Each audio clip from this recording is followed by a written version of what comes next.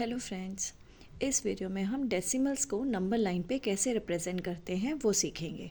ठीक है, हमने इंटीजर्स, होल नंबर, सबको हमें पता है नंबर लाइन पे हम कैसे रिप्रेजेंट करते हैं। फिर हमने फ्रैक्शंस को भी सीखा था कि नंबर लाइन पे हम कैसे रिप्रेजेंट करते हैं। सेम वे जैसे हमने इंटीजर्स, होल नंबर्स, फ्रैक्शंस को नंबर लाइन पे रिप्रेजेंट करते हैं, सेम वे हम डेसिमल्स को भी रिप्रेजेंट कर सकते हैं नंबर लाइन पे। We can represent decimals on the number line as we do for fractions. अब वो कैसे करते हैं वो हम सीखते हैं। ठीक है, स्टार्ट करते हैं। फर्स्ट एग्जाम्पल है आपके पास 0.5। आपको 0.5 आपके पास एक डेसिमल नंबर दिया हुआ है, आपको उसे रिप्रेजेंट करना है ऑन द नंबर लाइन।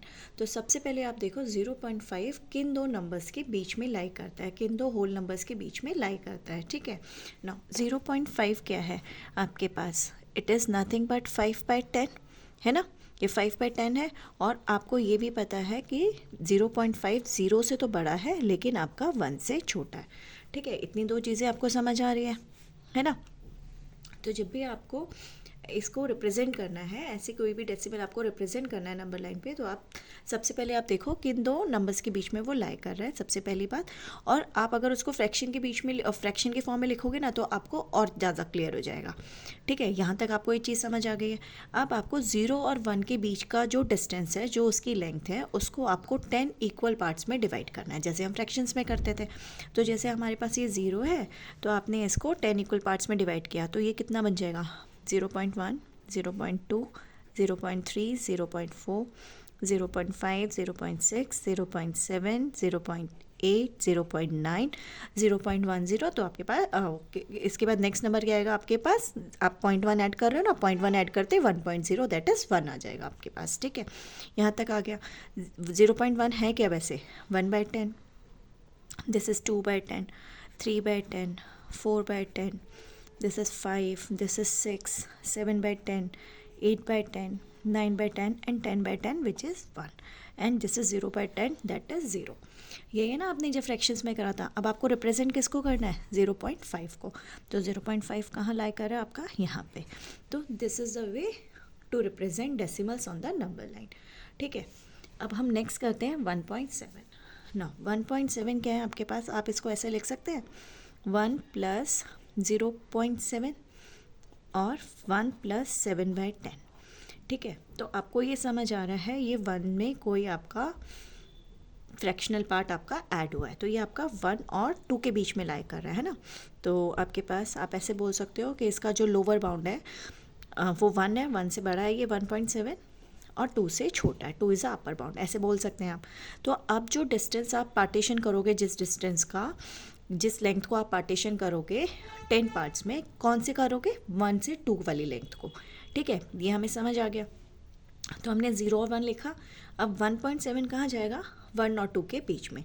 तो 0 1 आपने लिख के अब 1 के आगे आपको पार्टीशन आपको 10 पार्ट्स में डिवाइड करना है। ठीक है ना। तो 1 के बाद जब आप डिवाइड करोगे तो ये कितना आ जाएगा?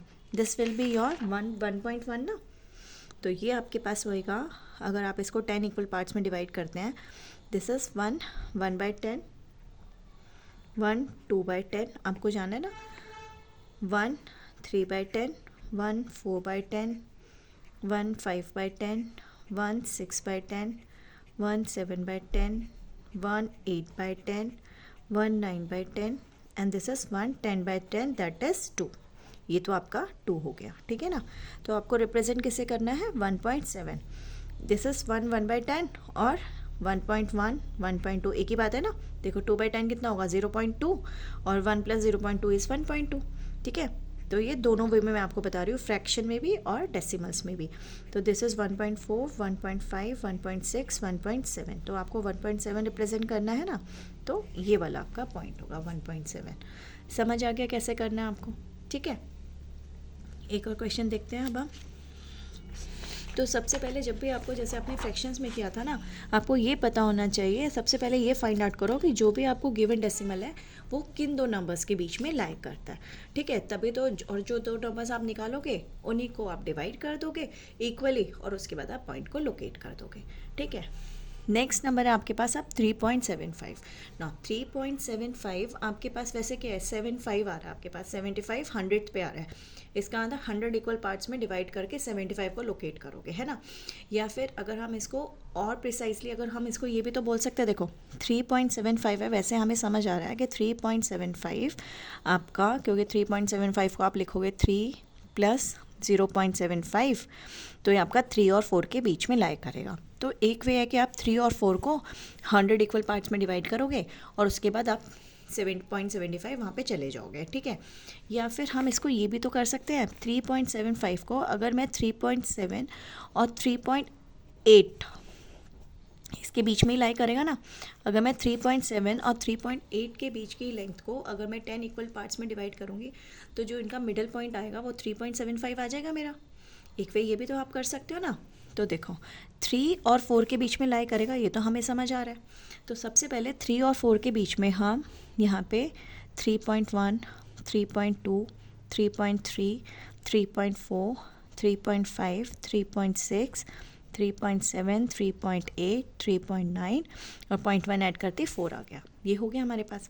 अब नेक्स्ट हमें और उससे छोटा लोअर बाउंड हमें क्या मिला है कि लोअर और अपर बाउंड हमें कैसे पता चला है, 3.7 और 3.8 के बीच में, मीन्स इसके बीच में लाई करेगा हमारा ये वाला पॉइंट, ये वाला डेसिमल है ना 3.7। तो मैं इस लेंथ को 10 में डिवाइड करती हूँ, तो कैसे हो जाएगा 1 2 3 4 5 6 7 8, तो इसके बीच में जो आएगा ना 9 10, देखो 1 2 3 4 5, यहाँ पे आपका 3.75 लाई करेगा। अगर हम सिर्फ ये 3.7 और 3.8 की लाइन को ड्रॉ करें तो आपके पास कैसे जाएगा, अगर ये 3.7 है और ये 3.8 है, ठीक है, तो आपने डिवाइड किया, दिस इज़ 3.71, 72, 73, 74, 75, 76, 77, 78, 79 और ये 8 हो गया।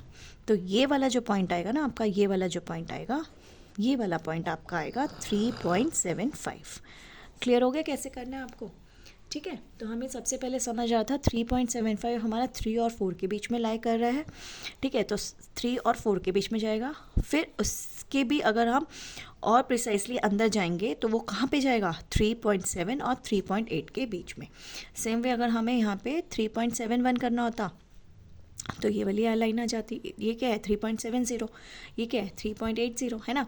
अगर 3.71 करना होता तो ये आता, 72 करना होता ये होता, 73, 74, 75, 76, 77, 78, 79 आ गया। क्लियर हमें कैसे करना है ये वाला, तो 3.75 आपका यहाँ पे 3.7 और 3.8 के बीच में जाएगा।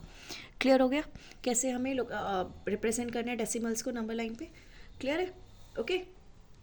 नेक्स्ट वीडियो में हम और डेसिमल्स के टॉपिक को कंटिन्यू करेंगे। अगर वीडियो अच्छा लगे तो please like share and subscribe. Thank you.